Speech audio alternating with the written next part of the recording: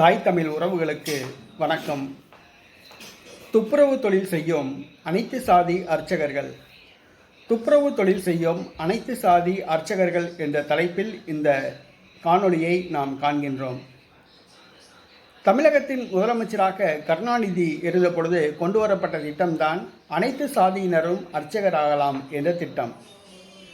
அதன்படி அதற்கான படிப்புகள் தமிழகத்தில் ஆரம்பிக்கப்பட்டன.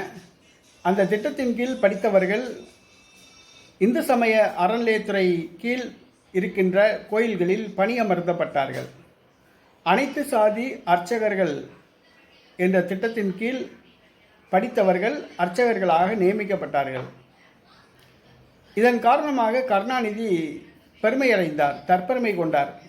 பெரியாருடைய இதயத்தில் குத்தியிருந்த முள் நீக்கப்பட்டது என்று தற்பெருமை அடைந்தார்.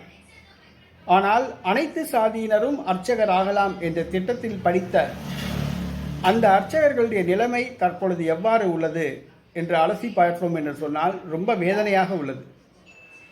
அனைத்து சாதியினரும் அர்ச்சகராகலாம் என்ற திட்டத்தில் படித்த பார்ப்பனர் அல்லாத அனைத்து சாதியை சார்ந்தவர்கள் இன்றைக்கு ஆலயங்களில் அர்ச்சகர்களாக நியமிக்கப்பட்டார்கள்.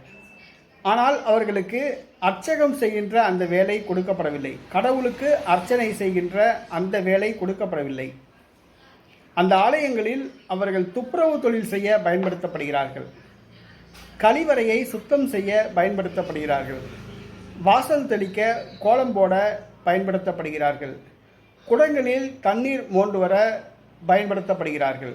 இந்த வேலையெல்லாம் யார் செய்வது என்று சொன்னால் பரம்பரை குருக்கள், மூத்த குருக்கள் என்று சொல்லப்படுகிற அந்த பார்ப்பனிய குருக்கள் இந்த அனைத்து சாதியினரும் அர்ச்சகராகலாம் என்ற திட்டத்தின் கீழ் படித்த இந்த அர்ச்சகர்களை இவ்வாறு நடத்துகிறார்கள்.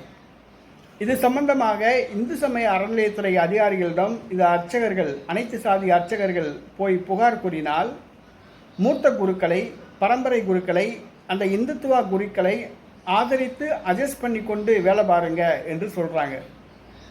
இது ரொம்ப வேதனையாக இருக்குது. தமிழக அரசு அந்த கொண்டு வந்த திட்டம் அதோட நோக்கம் நிறைவேறிச்சா? நிறைவேறல. திட்டத்தை கொண்டு வந்துட்டாங்க, அனைத்து சாதியினரும் அர்ச்சகர் ஆகலாம். ஆனால் அனைத்து சாதியினரும் அர்ச்சகர் ஆகலாம் என்ற திட்டத்தின் கீழ் படித்தவர்கள் கோயில் கருவறைக்குள்ளே விட மாட்டேங்கிறாங்க. அவங்கள அர்ச்சனை செய்வதற்கு அனுமதிக்க மாட்டேங்கிறாங்க. இறைவனுக்கு பணி செய்ய அனுமதிக்க மாட்டேங்கிறாங்க. நீ கோயிலை கூட்டு, கோயிலை சுத்தம் பண்ணு, கோயிலை வாசல் தெளி, தண்ணி மொண்டுட்டு வா, கோயில் கழிப்பறையை சுத்தம் பண்ணு, கோயிலில் இருக்க மாட்டை குளிப்பாட்டு, கோயிலில் இருக்க அந்த மாடு போட்ட சாணி அள்ளி போடு அப்படின்றாங்க.